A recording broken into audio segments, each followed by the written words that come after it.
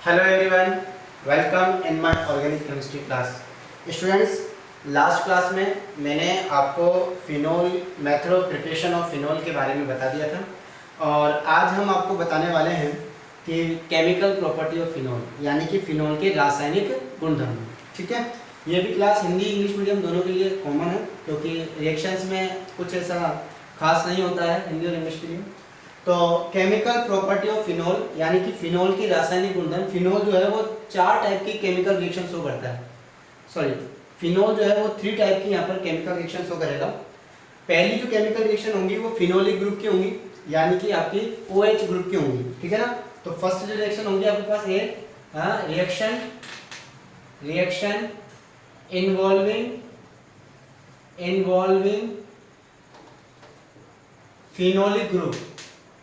Phenolic group.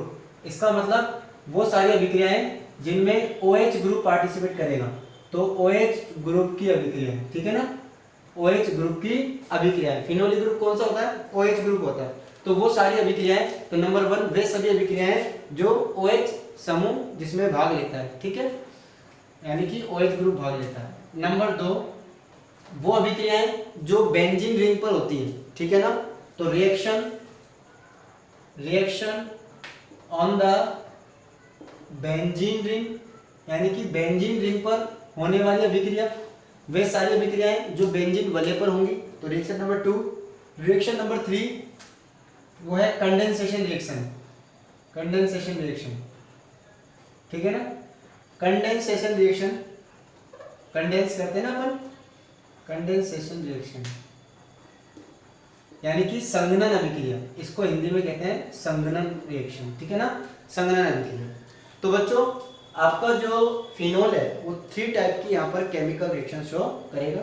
पहली reaction जिसमें OH group participate करेगा, दूसरी रिएक्शन जिसमें बेंजीन वलय बेंजीन रिंग पार्टिसिपेट करेगी, तीसरी रिएक्शन कंडेंसेशन रिएक्शन यानी कि संघनन अभिक्रिया। सीधा सीधा यहाँ पर जो है फिनोल जुड़ेगा। तो आज हम पहले ही बात कर लेते हैं रिएक्शन इन्वॉल्विंग फिनोलिक ग्रुप। तो हम यहाँ फर्स्ट की बात कर रहे हैं, वो सारी अभिक्रियाएं जिनमें आपका फिनोलिक ग्रुप पार्टिसिपेट करता है। तो सबसे पहला इसके अंदर आता है, इसके अंदर भी आपके नंबर फर्स्ट में आ रहा हूं मैं, और इस नंबर फर्स्ट में हम पढ़ रहे हैं reaction involving phenolic group.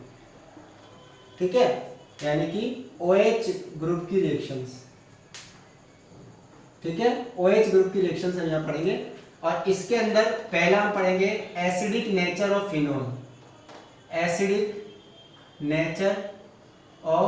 Phenol.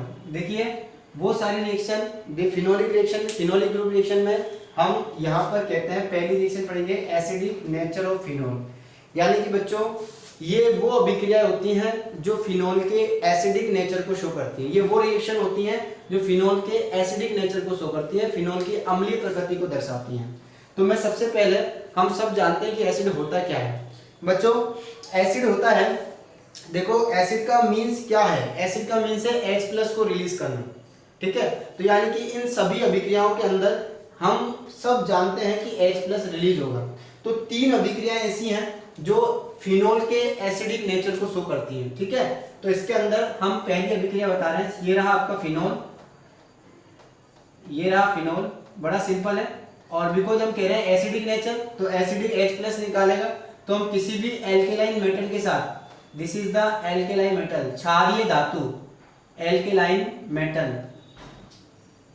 ठीक है ना, एल्केलाइन मेटल के साथ हम इनकी रिएक्शन कराएं। तो एल्केलाइन मेटल में सोडियम, पोटेशियम, लिथियम वगैरह के साथ हम इनकी रिएक्शन कराते हैं। तो बच्चों बड़ा ही सिंपल है, सोडियम के साथ हम रिएक्शन करा रहे हैं इसकी। ठीक है, तो जैसे ही सोडियम के साथ रिएक्शन कराऊंगा, सोडियम यहाँ चला जाएगा और ये बना लेगा सोडियम फिनॉक्साइड, साथ में बाहर निकलेगा H2। तो बैलेंसिंग के लिए मैं यहाँ 2 मोल लूंगा और इसके भी 2 मोल लूंगा। तो ये फर्स्ट वो रिएक्शन है जो आपके फिनोल को फिनोल का एसिडिक नेचर बताती है। देखो इसमें कैसे पता लग रहा है, आपका सोडियम एल्केलाइन नेचर का है। ठीक है ना, ये एल्केलाइन मेटल है। तो हम जिसके साथ रिएक्शन करा रहे हैं वो क्या होगा? एसिड होगा। तो यहाँ से Na इधर जाएगा और H2 गैस रिलीज होगी। तो इस रिएक्शन से फिनोल का एसिडिक नेचर शो होता है। रिएक्शन नंबर 2 इसी के अंदर ये तो आपकी पहली रिएक्शन हो गई फर्स्ट, और इसी में हम दूसरी रिएक्शन, मतलब टोटल 3 रिएक्शन है, यहाँ पर 3 रिएक्शन है जो फिनोल का एसिडिक नेचर शो करेंगे। दूसरी रिएक्शन में हम एक काम करते हैं, अब कोई बेस की रिएक्शन, स्ट्रॉन्ग बेस, ये फिनोल है, फिनोल एक वीक एसिड है ना, ज़्यादा स्ट्रॉन्ग एसिड नहीं है, इसलिए हम एक काम करते हैं इसकी रिएक्शन स्ट्रॉन्ग बेस के साथ करा दें। जब इसकी रिएक्शन स्ट्रॉन्ग बेस के साथ कराएंगे तो H और OH दोनों मिलकर H2O बना लेगा और आपके पास बना लेगा, तो ये और भी बेस्ट रिएक्शन आपको समझ में आ जाएगी, सोडियम फिनोक्साइड, और साथ में आपके पास मिल जाएगा H2O। This is the sodium phenoxide. ये बार बार जो बन रहा है बच्चों, ये है सोडियम फिनोक्साइड, ठीक है। रिएक्शन नंबर 3, ये तीसरी रिएक्शन है, इसमें भी मैं फिनोल की रिएक्शन करा रहा हूँ, ये रहा फिनोल, और इसके अंदर भी हम ग्रिग्नार्ड रिएजेंट के साथ रिएक्शन कराते हैं, CH3MgBr। देखो बच्चों, हम सबको पता है कि फिनोल यहाँ पर अम्लीय प्रकृति यानी कि एसिडिक नेचर शो कर रहा है, इसलिए सब में यहाँ पर H+ रिलीज होगा, तो सब में H निकलेगा प्लस का। इसी तरह जब मैं ग्रिग्नार्ड रिएजेंट को तोड़ूंगा तो यहाँ से ग्रिग्नार्ड रिएजेंट हम जानते हैं CH3 पर पार्शियली पॉजिटिव आता है, सॉरी CH3 पर पार्शियली नेगेटिव आएगा, और MgBr में Mg पर पार्शियली पॉजिटिव आएगा, आंशिक धनावेश आंशिक ऋणावेश, पार्शियली धनावेश और पार्शियली ऋणावेश। तो ये प्लस वाला जो है वो यहाँ H, इस H को प्लस को निकालेगा और इसकी जगह ये प्लस वाला जुड़ जाएगा, तो आपके पास ये पूरा की पूरा यहाँ जुड़ जाएगा और ये H इस पे जुड़ जाएगा, तो यहाँ आपके पास बन जाएगा बच्चों ये फेनिल के साथ OMgBr, ठीक है, और साथ में आपको ऑब्टेन होते हैं बच्चों alkane, this is the methane, ये आपको मीथेन ऑब्टेन होता है, ठीक है बच्चों। तो बड़ा ही इजी है। तो एसिडिक नेचर ऑफ फिनोल के एसिडिक नेचर को शो करने वाली केमिकल रिएक्शन कौन कौन सी हैं? 3 रिएक्शन है। रिएक्शन विद एल्केलाइन मेटल, यानी कि किसी भी फिनोल की रिएक्शन किसी भी हम क्षारीय धातु के साथ, सोडियम पोटेशियम या लिथियम के साथ, मेनली सोडियम और पोटेशियम के साथ कराते हैं, कराई, H यहाँ से निकला H2, क्योंकि 2 मोल लिया आपने तो 2 H2 बाहर निकल जाएंगे और 2 Na यहाँ पर अटैच होंगे, इट मीन इसके भी कितने मोल बनेंगे, इसके भी आपको 2 मोल बनेंगे, ठीक है। अब हम बात करते हैं second reaction. Second reaction, phenol एक दुर्बल अम्ल होता है, एक वीक एसिड होता है, इसलिए इसकी प्रबल क्षार NaOH के साथ अभिक्रिया कराएंगे, तो यहाँ से H, यहाँ से OH, H2O बन जाएगा और फिर से Na जुड़ जाएगा। ये जो बन रहा है बच्चों, इसे कहते हैं sodium phenoxide, this is the sodium phenoxide, ठीक है। अब मैं आपको बताता हूं कि आखिर फिनोल एसिडिक नेचर शो करता क्यों है, क्या रीजन है कि फिनोल एसिडिक कैरेक्टर शो करता है। तो उसके लिए मैं आपको आगे लेके चलता हूं बच्चों। मैंने आपको कुछ वर्क दिया था, ठीक है, थ्योरी में लिखने का, आज मैं उसको एक्सप्लेन कर रहा हूं कि आखिर फिनोल एसिडिक नेचर करता शो क्यों करता है, ठीक है ना। तो फिनोल की अम्लीय प्रकृति के रीजन, ठीक है ना। तो phenol are acidic in nature due to following reason, ठीक है। फिनोल की अम्लीय प्रकृति निम्न कारणों की वजह से होती है, वो मैं आपको बता देता हूं। आखिर फिनोल अम्लीय क्यों होता है, क्या कारण है कि फिनोल अम्लीय होता है, फिनोल की अम्लीयता के कारण मैंने आपको वर्क करने के लिए दिया था, तो अब हमारा उसका एक्सप्लेनेशन मैं आपको बता देता हूं। और बच्चों उसी के आगे करना है, जो भी आपने वर्क कल किया था उसी के आगे इसको आपको करना है। तो अब मैं आपको बता देता हूं, केवल समझना है। देखिए ये रहा फिनोल, हम सब जानते हैं रीजन, फर्स्ट रीजन, 3 रीजन है इसके एसिडिक नेचर के। पहला रीजन मैं बता देता हूं, ये रहा फिनोल, इससे जैसे ही H+ निकलेगा, इसने H+ निकाला, जैसे ही इसने H+ निकाला,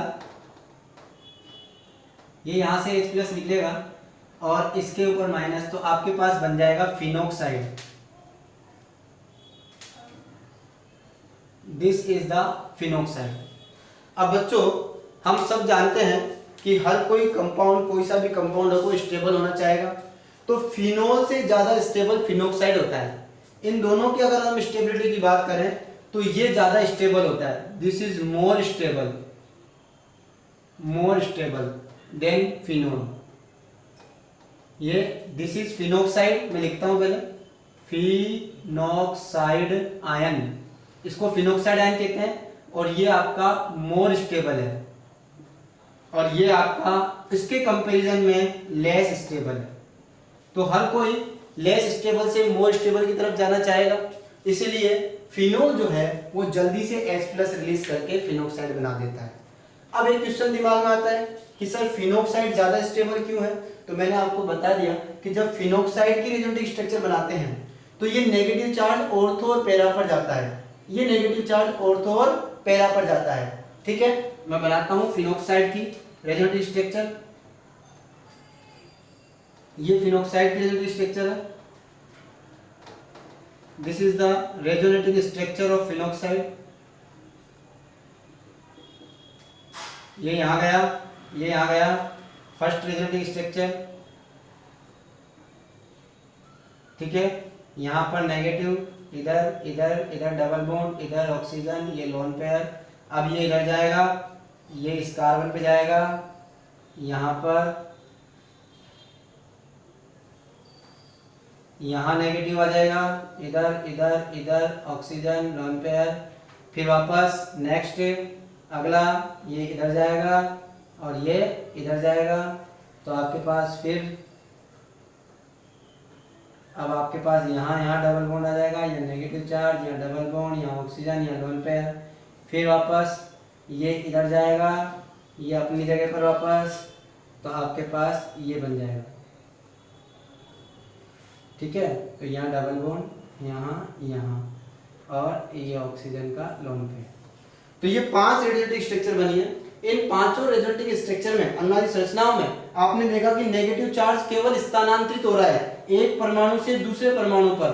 ठीक है, तो फिनोक्साइड आयन की अनुनादी संरचनाओं में resonative structure of phenoxide ion, तो डीलोकेलाइजेशन ऑफ नेगेटिव चार्ज, तो यहाँ पर नेगेटिव चार्ज का केवल और केवल डीलोकेलाइजेशन हो रहा है, एक एटम टू अनदर एटम, एक एटम से दूसरे एटम पर जा रहा है नेगेटिव चार्ज, स्थानांतरित हो रहा है, लेकिन बंटवारा नहीं हो रहा, पृथक्करण नहीं हो रहा। अंडरस्टैंड? यानी कि हम ये कह सकते हैं कि सेपरेशन नहीं हो रहा, चार्ज का सेपरेशन नहीं हो रहा, पृथक्करण नहीं हो रहा। फिनोल की अनुनादी संरचना आप बनाओगे तो फिनोल की रेजोनेटिव स्ट्रक्चर में हम देखते हैं पॉजिटिव और नेगेटिव, यानी कि चार्ज का डिस्ट्रीब्यूशन हो जाता है, चार्ज का सेपरेशन हो जाता है।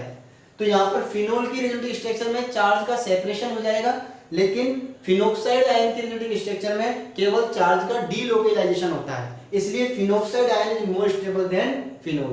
तो याद रखिए यहाँ पर चार्ज केवल डीलोकेलाइज हो रहा है, स्थानांतरित हो रहा है एक एटम से दूसरे एटम पर। ओके, इसकी हाइब्रिड संरचना बनाओगे, हाइब्रिड बना के अपन इसकी, ये इसका हाइब्रिड है, पार्शियली नेगेटिव यहां यहां यहां ऑक्सीजन। तो गौर से देखेंगे इस हाइब्रिड स्ट्रक्चर के अंदर नेगेटिव चार्ज का स्थानांतरण होता है, यहां यहां यहां यहां नेगेटिव चार्ज जा रहा है। लेकिन अगर हम फिनोल की रेजोनेटिव स्ट्रक्चर बनाएं, अब मैं फिनोल की बनाता हूं, फिनोल की रेजोनेटिव स्ट्रक्चर बनाता हूं,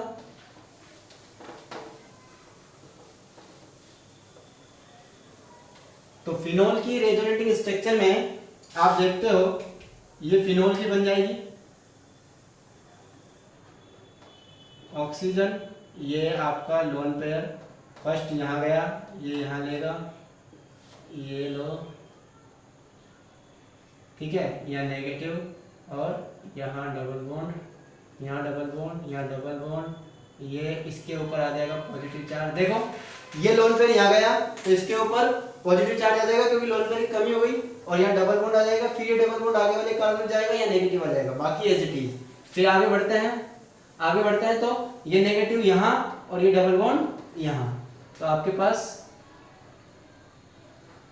यहाँ नेगेटिव, यहाँ यहाँ यहाँ डबल बॉन्ड, बाकी एज इट इज। फिर वापस बनाओ, अब ये यहाँ जाएगा, ये यहाँ चला जाएगा, अब आपके पास ये स्ट्रक्चर बनेगी, यहाँ नेगेटिव, यहाँ डबल, यहाँ डबल, यहाँ डबल, यहाँ ओ, यहाँ एच, यहाँ प्लस, यहाँ लोन पेयर, अब ये नेगेटिव यहाँ जाएगा और ये अपनी जगह पर वापस पहुंच जाएगा, और आप देखोगे यहाँ जब इसका हाइब्रिड बनाओगे आप, ये लीजिए। अब आप गौर से देखो तो इसकी रेजोनेटिंग स्ट्रक्चर में प्लस और minus, plus minus, plus minus, यानी कि आवेश का पृथक्करण हो गया है, चार्ज का सेपरेशन हो गया है, और यहां पर चार्ज का डीलोकेलाइजेशन होता है। इसलिए चार्ज का यानी कि आवेश का यहां पर क्या हो रहा है, स्थानांतरण, यहां पर आवेश का क्या हो रहा है, पृथक्करण। इसलिए ये ज्यादा स्थायी होता है, ये ज्यादा स्टेबल होता है किसकी तुलना में, फिनोल की तुलना में। तो हम ये कह सकते हैं कि phenoxide ion are more stable than phenol. Okay, so phenol easily H+ remove and convert into phenoxide ion. तो देखो हम ये कह सकते हैं कि फिनोक्साइड आयन फिनोल की तुलना में अत्यधिक स्थायी होता है, इसलिए फिनोल जल्दी से H+ रिलीज करके, H+ त्याग करके फिनोक्साइड में बदल जाता है और एसिडिक नेचर शो करता है। ये एक सबसे बड़ा रीजन है। अब सेकंड रीजन अगर हम बात करें, अच्छा इसकी हाइब्रिड स्ट्रक्चर भी बना सकते हो आप। इसकी हाइब्रिड कैसे बनेगी, मैं इसका हाइब्रिड बना रहा हूं, OH पार्शियली डबल बॉन्ड, फिर बेंजीन, और ये डबल बॉन्ड घूमा साइड तरफ, partially negative negative negative, partially positive और लोन पेयर। तो ये इसकी हाइब्रिड स्ट्रक्चर बनेगी इस वाले की, ठीक है। चलो ये एक रीजन हो गया फिनोल के एसिडिक नेचर का। रीजन नंबर 2, दूसरा रीजन क्या है,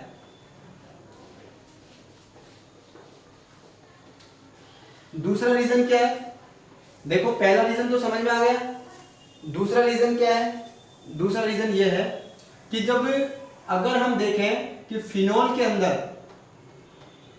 अंदर ये वाला कार्बन होता है sp2, ठीक है, सिग्मा सिग्मा सिग्मा, 3 सिग्मा है, तो ये वाला कार्बन होता है sp2, और ऑक्सीजन और sp2 कार्बन, तो sp2 कार्बन जो होता है वो मोर इलेक्ट्रोनेगेटिव होता है, मोर इलेक्ट्रोनेगेटिव, अधिक विद्युतऋणी होता है, जिसके कारण ये CO बॉन्ड के इलेक्ट्रॉनों को अपनी ओर क्या करेगा, अट्रैक्ट करेगा।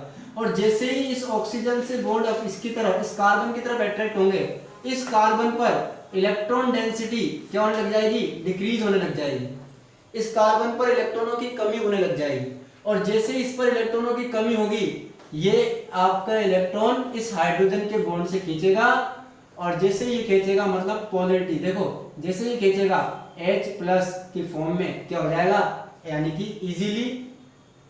इजीली रिमूव ऑफ H+, यानी कि आसानी से H+ का क्या हो जाएगा, त्याग हो जाएगा। तो बच्चों एक ये रीजन है जिसकी वजह से फिनोल जल्दी से H+ निकालेगा और फिनोक्साइड में कन्वर्ट हो जाएगा, ठीक है। वापस समझिए, बेंजीन पर जिस कार्बन पर OH ग्रुप जुड़ा होता है उस कार्बन का हाइब्रिडाइजेशन sp2 होता है, यानी कि वो sp2 संकलित होता है, और sp2 संकलित carbon hybridised carbon more electronegative होता है, जिसकी वजह से वो इस CO बॉन्ड के इलेक्ट्रॉन को अपनी तरफ अट्रैक्ट करेगा और ऑक्सीजन पर इलेक्ट्रॉन डेंसिटी डिक्रीज हो जाएगी। ऑक्सीजन पर इलेक्ट्रॉन घनत्व जैसे ही डिक्रीज होगा, जैसे ही घटेगा, वैसे ही इस OH बंध के इलेक्ट्रॉन, OH बॉन्ड के इलेक्ट्रॉन ऑक्सीजन की तरफ अट्रैक्ट होंगे और H+ आसानी से रिमूव हो जाएगा। एक रीजन ये है, एक रीजन और है, वो है तीसरा रीजन। देखिए रीजन तीसरा क्या रीजन है जिसकी वजह से फिनोल, ये रहा OH और ये इसके लोन पेयर।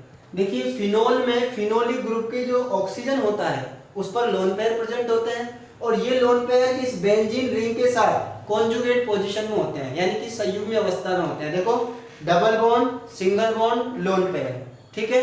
इसका मतलब ये अनुनाद दर्शाते हैं, रेजोनेंस शो करते हैं। तो रेजोनेंस की वजह से ये अपना इलेक्ट्रॉन किसको देगा, बेंजीन रिंग को देगा, और यहाँ पर पार्शियली डबल बॉन्ड आ जाएगा और ये आगे चला जाएगा। अभी अभी मैंने बनाई रेजोनेटिंग स्ट्रक्चर। तो बच्चों जैसे ही ऑक्सीजन ने अपना लोन पेयर इसको दिया, ऑक्सीजन पर इलेक्ट्रॉन डेंसिटी डिक्रीज हो जाएगी, यानी कि ऑक्सीजन के ऊपर इलेक्ट्रॉन घनत्व में कमी हो जाएगी। जैसे ही इलेक्ट्रॉन घनत्व में कमी हुई, इस OH बंध की ध्रुवता, इसकी ध्रुवता बढ़ जाएगी और H+ आसानी से निकल जाएगा। तो ये 3 रीजन है जिसकी वजह से फिनोल जो है वो आपका एसिडिक कैरेक्टर यानी कि अम्लीय प्रकृति शो करता है। एक बार मैं फिर से रिवाइज कर देता हूं। पहला कि फिनोल H प्लस त्याग कर, H प्लस रिमूव करके, त्याग कर है ना, रिमूव करके फिनोक्साइड बनाता है। फिनोक्साइड आयन फिनोल से ज़्यादा स्टेबल होता है, स्थायी होता है, क्योंकि फिनोक्साइड आयन में चार्ज का यानी कि आवेश का स्थानांतरण होता है, जबकि फिनोल की अनुनादी संरचनाओं में आवेश का पृथक्करण होता है। ठीक है, और फिनोक्साइड आयन अत्यधिक स्थायी होता है, स्टेबल होता है। इसी की वजह से फिनोल जल्दी से H प्लस निकालकर फिनोक्साइड में बदल जाता है और अम्लीय प्रकृति दर्शाता है, एसिडिक नेचर शो करता है। तो अब सेकेंड रीजन कि फिनोल के अंदर फिनोलिक ग्रुप का ऑक्सीजन जो है sp2 कार्बन से जुड़ा होता है। sp2 कार्बन मोर इलेक्ट्रोनेगेटिव होता है, जिसकी वजह से बॉन्ड के इलेक्ट्रॉन इसकी तरफ अट्रैक्ट होते हैं और ऑक्सीजन पर इलेक्ट्रॉन डेंसिटी, इलेक्ट्रॉन घनत्व में कमी आ जाती है और H प्लस आसानी से निकल जाता है। तीसरा रीजन कि ऑक्सीजन के जो लोन पेयर होते हैं वो बेंजीन रिंग के साथ क्या होते हैं, कॉन्जुगेट पोजीशन में होते हैं, संयुग्म अवस्था में होते हैं, जिसकी वजह से वो अनुनाद यानी कि रेजोनेंस दर्शाते हैं, रेजोनेंस शो करते हैं और वो इजीली रेजोनेंस की वजह से है ना ऑक्सीजन पर क्या आ जाएगा, इलेक्ट्रॉन डेंसिटी में कमी आ जाएगी, पॉजिटिव चार्ज आ जाएगा और वो इजीली H प्लस को रिमूव कर देगा। तो बच्चों आज की क्लास में इतना ही। नेक्स्ट क्लास में हम बहुत सारे केमिकल रिएक्शनों के साथ आएंगे। ठीक है, तो मिलते हैं नेक्स्ट क्लास में। Thank you so much, good bye, take care.